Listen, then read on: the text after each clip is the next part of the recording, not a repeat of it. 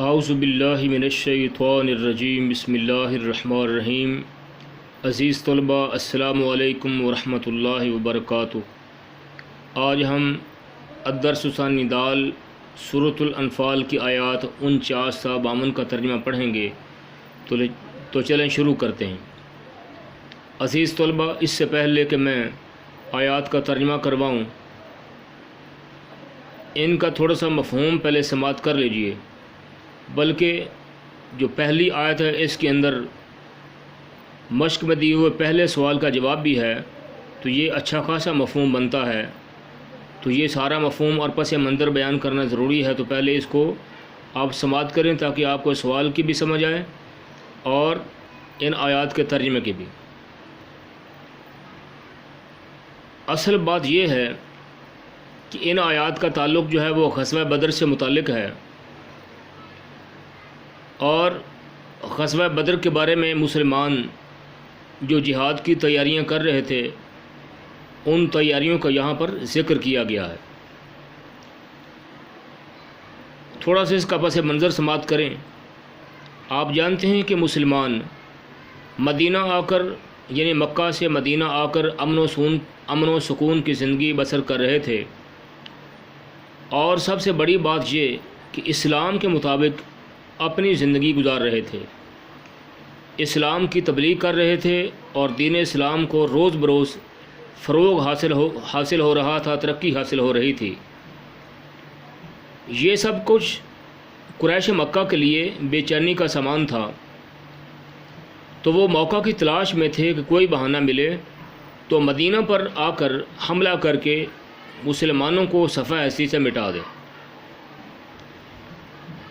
اب کیا ہوا کہ عین اسی موقع پر ابو سفیان کی قیادت میں ایک تجارتی قافلہ شام سے مکہ کی طرف جا رہا تھا۔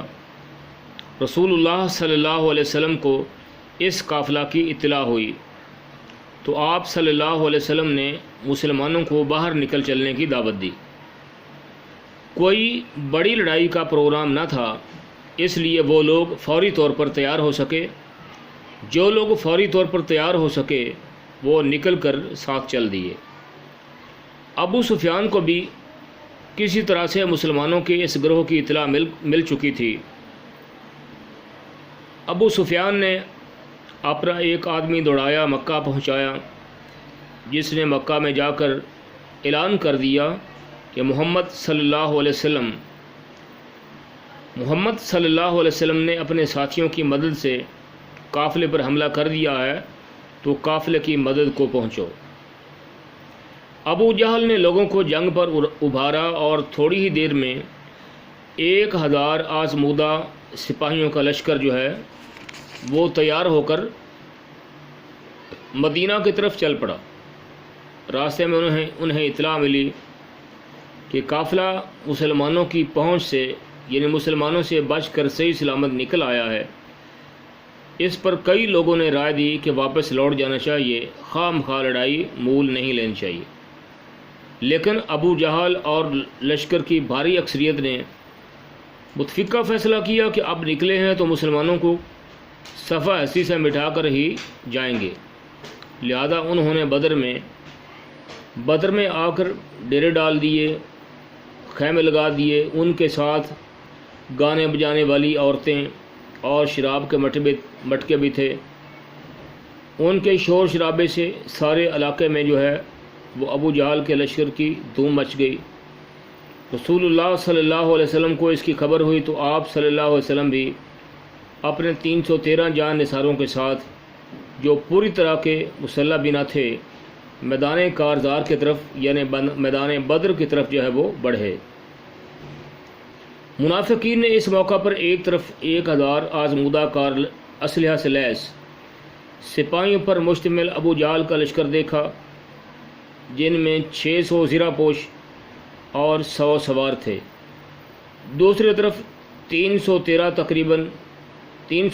تقریباً نہتے جان نثاروں کا، یعنی صحابہ کرام کا، مجاہدین کا گروہ دیکھا، تو وہ حیرت زدہ ہو گیا کہ یہ مٹھی بھر لوگ ابو جہل کے لشکر جرار کا مقابلہ کرنے جا رہے ہیں۔ وہ لشکر تو انہیں پیس کر رکھ دے گا۔ انہیں نظر نہیں آ رہا؟ کیا ان کے دین نے ان کی عقل پر پردہ ڈال دیا ہے؟ کیا یہ لوگ پاگل ہو گئے ہیں؟ ان میں اپنے نفع و نقصان کی بھی تمیز نہیں رہی ہے، جو یہ موت کے منہ میں چھلانگ لگانے جا رہے ہیں۔ دوسری حیرت کی بات یہ ہے کہ ان کے چہروں پر پریشانی کا کوئی اثر ہی نہیں ہے۔ یہ تو بڑے شوق سے ہنستے مسکراتے سینہ تانے آگے بڑھ رہے ہیں، اور یوں جا رہے ہیں کہ جیسے باغ کی سیر کرنے جا رہے ہیں۔ انہیں یہ معلوم ہی نہ تھا کہ مجاہدین اسلام کے سینوں میں کون سی شمع روشن تھی جو انہیں آگے ہی آگے بڑھنے پر مجبور کر رہی تھی۔ عزیز طلبہ، یہ وہ تبصرہ تھا منافقین کا اس موقع پر جو انہوں نے کیا، جو پہلے سوال کا جواب بھی ہے۔ اب چلیں ترجمہ شروع کرتے ہیں تو جلدی سے سماعت کریں۔ اذ یقول المنافقون والذین فی قلوبہم مرض، اس وقت منافق اور کافر جن کے دلوں میں مرض تھا کہتے تھے۔ یہ ترجمہ یہاں پہ اس وقت نہیں ہے بلکہ یہ پورا ترجمہ ہونا چاہیے، اے محبوب صلی اللہ علیہ وسلم اس وقت کو یاد کرو جب۔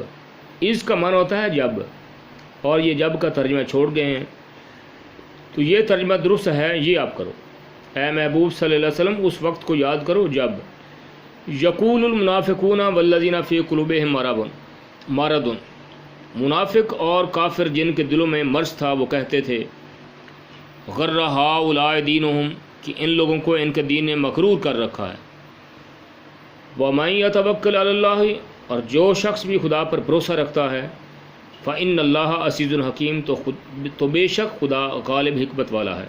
یہاں پہ انا کا معنی بے شک ہے، جو انہوں نے چھوڑ دیا تو آپ یہاں پہ لکھ لیں، فإنا، تو بے شک، اللہ عزیز حکیم، خدا غالب حکمت والا ہے۔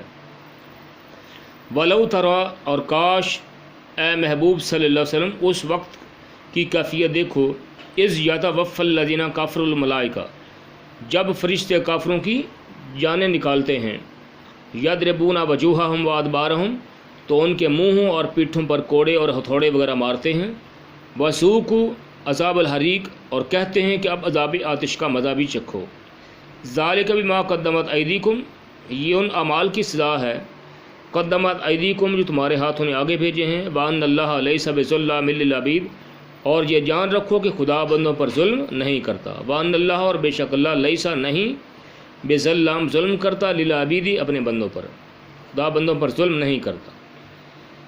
کداب آل فرعون، جیسا حال فرعونیہ کا ہوا، والذین من قبلہم، اور ان سے پہلے لوگوں کا ہوا تھا ویسا ہی ان کا ہوا۔